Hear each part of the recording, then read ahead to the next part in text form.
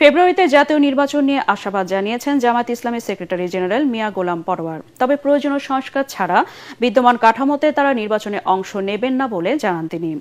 ATN বাংলার অনুষ্ঠান শুভরাত্রিতে অংশ নিয়ে এই মন্তব্য করেন তিনি। এ সময় জাতীয় স্বার্থে সব দলকে ছাড় দেওয়ার আহ্বান জানান মিয়া গোলাম পরোয়ার। তরিক ইসলামের রিপোর্ট।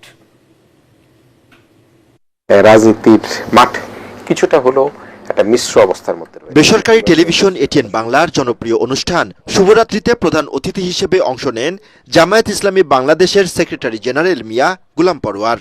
জনপ্রিয় উপস্থাপক হাসান আহমেদ চৌধুরী কিরণের উপস্থাপনায় উঠে আসে দেশের রাজনীতি, নির্বাচন ও সংস্কার বিষয়। তাদের পছন্দ অনুযায়ী তারা মতামত দেবে, তারা ভোট দেবে। এ সময় মিয়া গোলাম পরোয়ার জানান, জামায়াত ইসলামী বাংলাদেশ নির্বাচনমুখী দল। দেশ ও নির্বাচনের স্বার্থে সব দলকে ছাড় দেওয়ারও আহ্বান জানান তিনি। বিশেষ করে মেজর পার্টিগুলো যদি আরেকটু উদার, আরেকটু স্যাক্রিফাইস টেন্ডেন্সিতে চলে যেতে পারি, তা আমরা মনে হয় যে কয়েকটা বড় ইস্যুতে আমরা একটু দূরে আছি, আমরা হয়তো ক্লোজ হয়ে যেতে পারি। কারণ এখনো সময় আছে, আমাদের মধ্যে আলোচনার দরজা খোলা আছে।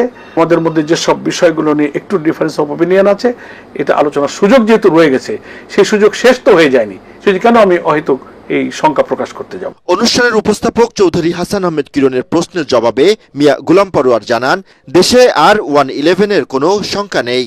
যদি আমরা সকল রাজনৈতিক দল এবং শক্তি স্টেক হোল্ডার সিনসিয়ার থাকি, আধিপত্যবাদের কাছে মাথা নত না করি, দেশপ্রেম যদি থাকে, তাহলে ওই 111-র মতো কোনো শঙ্কা বাইরের কোন শক্তি আমাদেরকে ইন্টারাপ্ট করতে পারবে না বলে আমি মনে করি। ফ্যাসিবাদ রুখতে সুষ্ঠু ও গ্রহণযোগ্য নির্বাচনের মাধ্যমে দেশের অগ্রযাত্রা অব্যাহত রাখার কথা জানান উপস্থাপক হাসান আহমেদ চৌধুরী কিরণ।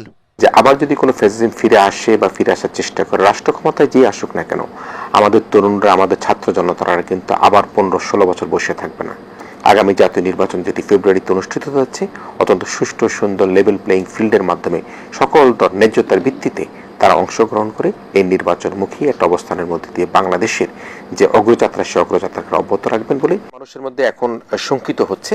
তরিক ইসলাম, এটিএন বাংলা, ঢাকা।